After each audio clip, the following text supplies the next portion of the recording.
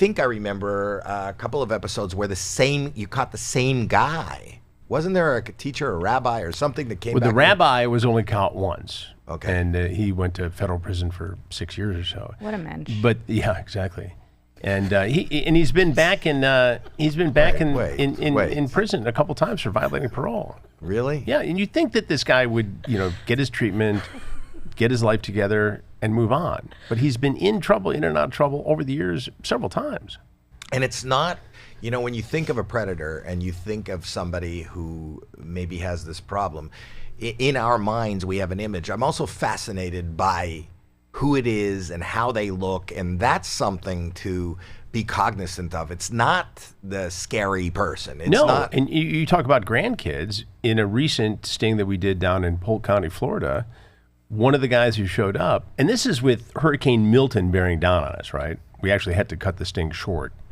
And even with that, one of the guys who showed up was a Disney World Resort lifeguard. Oh, my God. So what is he doing all day at the pool? He's watching your kids. And then he shows up. This guy's got a fiance.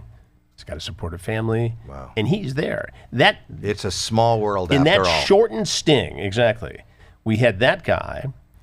We had an illegal immigrant, who was in this country illegally, who, with the hurricane bearing down, sent his wife and child, his own daughter, to North Carolina to be safe. And he decided he was going to go meet this girl before he went to work as an electrician. And we had a guy who had been busted on a similar sting in Bloomington, Minnesota, who was out on bail in Florida as a photographer at a trade show, a videographer, who comes over to meet another teenage boy. He's out on bail, Howie. I heard, maybe it's not true, that the highest concentration of sexual predators are in Orlando.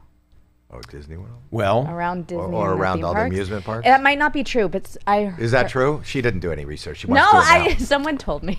Well, I think, you can look anywhere and find registered sex offenders. I mean, it'll blow your mind. Well, you've registered pretty much 80% of them.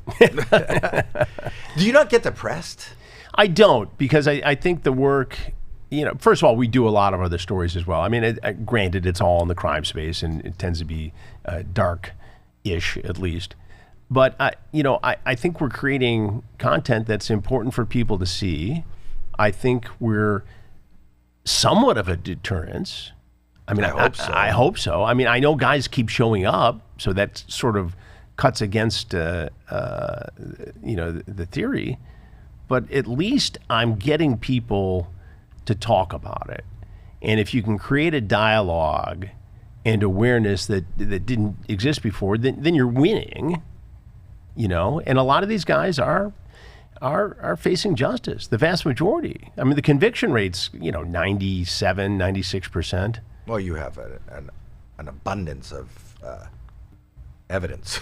Yeah, it's hard to get out of it. Now, the question is, depending on which jurisdiction you're in, if, we had a doctor a year ago show up in Michigan all day at his practice, family practice, sees 18 patients, and finds time in the middle to chat up a 15-year-old girl, send a picture of his privates, and come over in his Range Rover, nicely dressed, with red wine, Oreo cookies that he wanted to get caught in her braces, walks in, pats her from behind, and he's ready to go. A doctor. While he sees 18 patients, sets all this up and shows up. Now, this guy had never been caught doing anything illegal before, and he was able to negotiate a plea deal that got him probation. And, no. Yeah. And no, he's out. Yeah, except for the 4 days he spent after his arrest in the county jail, he didn't have to go to prison. Now. That's crazy.